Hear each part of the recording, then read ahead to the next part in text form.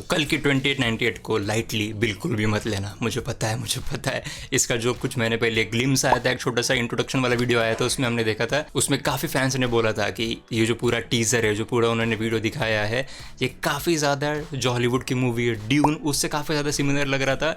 और इसके जो पोस्टर्स भी आए थे तो उससे भी काफ़ी लोगों ने मजाक उड़ाया था। लेकिन आई एम टेलिंग यू, जो अभी हमें कल रात को देखने को मिला है अश्वत्थामा कैरेक्टर इंट्रोडक्शन, अमिताभ बच्चन के कैरेक्टर इंट्रोडक्शन का video, that is just on another level. Technology का यूज से लेके पूरी इसकी स्टोरी तक मैंने उसको काफ़ी बारीकी से देखा, उस टीजर को, और काफ़ी सारी चीज़ें उसमें से मुझे पता चली जो आपके साथ शेयर करूंगा।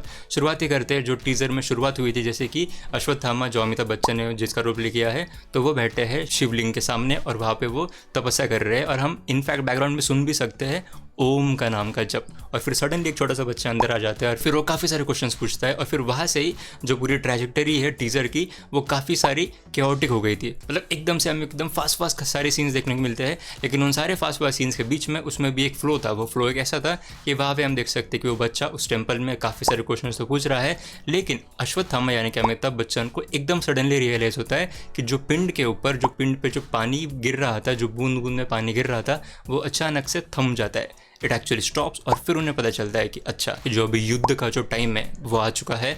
और फिर वो निकालते हैं अपना मनी, और फिर वो मनी अपने फोरहेड पे लगाते हैं, and then he walks out of the temple. तो ये तो पूरा बेसिक फ्लो था, लेकिन इस फ्लो के बीच में भी जो मैं थोड़ा सा और ब्रेक डाउन करना चाहूँगा, जिसमें हमें शुरुआत में ऐसा दिखता है कि जो मनी है वो उनके फोरहेड से निकाला चुका है, और इसका जो भी हिस्ट्री है तो दैट इज़ वेरी एक्यूरेट, जो मनी वाली है। क्योंकि तुमको पता होगा कि अश्वत्थामा ने जो कुरुक्षेत्र के वॉर में किया था, उसके बाद कृष्णा ने उन्हें शाप दिया था कि कलयुग के एंड तक, कलयुग के एकदम एंड तक आप बस फॉरेस्ट में ही घूमते रहोगे और आप मर नहीं पाओगे, और आपके जितने भी सारे वुंड्स है, जितने भी सारे जख्म है पूरे बॉडी पे, वो भरेंगे नहीं।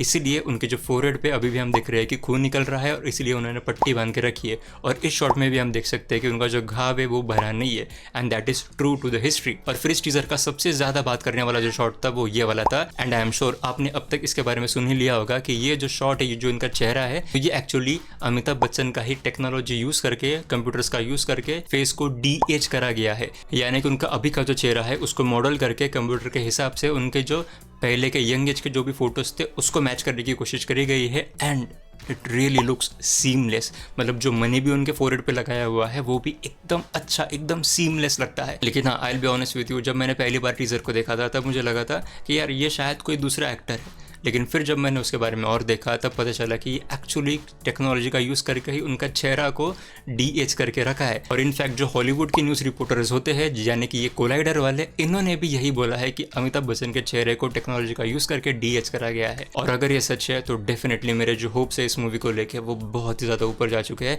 क्योंकि ये इंडिया की सबसे ज़्यादा बजट वाली मूवी है। 600 करोड़ इस मूवी का बजट बताया जा रहा है, लेकिन एट द सेम टाइम अगर तुम कंपेयर करो हॉलीवुड के मूवीज़ के बजट के साथ, फिर भी ये मूवी का बजट बहुत ही ज़्यादा कम है। और बाय द वे, मैंने ये भी एक चीज़ नोटिस करी कि यहाँ पे जो बच्चा है, ये बच्चा काफ़ी सारे क्वेश्चंस पूछता है उनको, और फिर एक बार वो ऐसा भी क्वेश्चन पूछता है कि क्या आप भगवान हो, और एकदम से उन्हें नमस्कार करता है।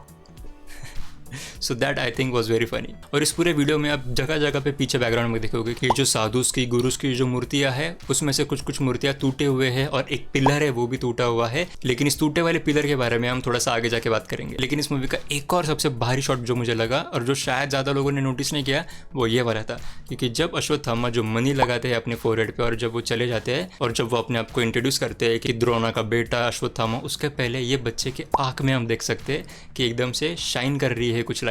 अब कुछ लोगों को लगेगा कि ये शायद जो उन्होंने दिया लगाया था उसका शाइन होगा, लेकिन जो उस बच्चे के फेस की ट्रैजेक्टरी है वो ऊपर की साइड पे, और ऊपर की साइड की ट्रैजेक्टरी मतलब वो अमिताभ बच्चन को दिख रहे हैं, और यानी कि जो उन्होंने मनी लगाया है उसकी जो शाइन है वो इस बच्चे के आंखों में दिख रही है, और वो हम इस शॉट में देख सकते हैं। तो ये एक इंडिकेशन है कि कितनी अच्छी सिनेमाटोग्राफी इस मूवी में हमें देखने को मिलने वाली है। एंड अगेन, मेरे होप्स इसके वजह से इस मूवी के बारे में बहुत ज़्यादा हाई हो चुके हैं। और अब मैं बात करना चाहूँगा जो इस मूवी का पहले वीडियो आया था, जो इसका ग्लिम्स था, उसको हम टीजर भी बोल सकते हैं। तो उस वीडियो में भी हमें कुछ जगहों पे अश्वत्थामा यानी कि अमिताभ बच्चन का कैरेक्टर देखने को मिला था। जैसे कि इस शॉट में हम देख सकते हैं कि ये डेफिनेटली जो कल्कि की जो वॉर है, तो उस वॉर में इनकी एंट्री का शॉट होने वाला है, क्योंकि उस एंट्री के शॉट में ही हम देख सकते हैं कि एकदम सिलोवेट है उनके बॉडी का, यानी कि उनकी बॉडी पूरी दिख रही है, और उनके फोरहेड पे चमकता हुआ जेम भी है, चमकता हुआ मनी भी है।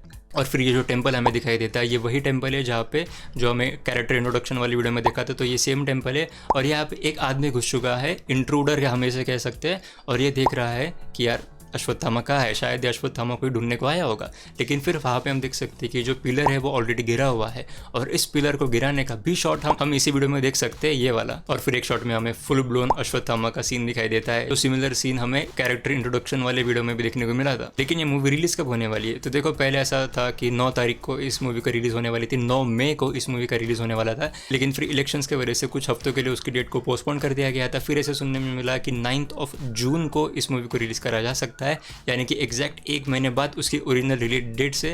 लेकिन अभी तक कंफर्मेशन नहीं है, लेकिन जब भी कंफर्मेशन आएगा I will make a video on that. बाकी प्लीज कमेंट्स में मुझे तुम्हारे थॉट्स बताओ, इस टीजर के बारे में कैसा लगा तुम्हें, इस कैरेक्टर इंट्रोडक्शन वाले वीडियो के बारे में कैसे लगा तुम्हें। And as always thank you so much for watching.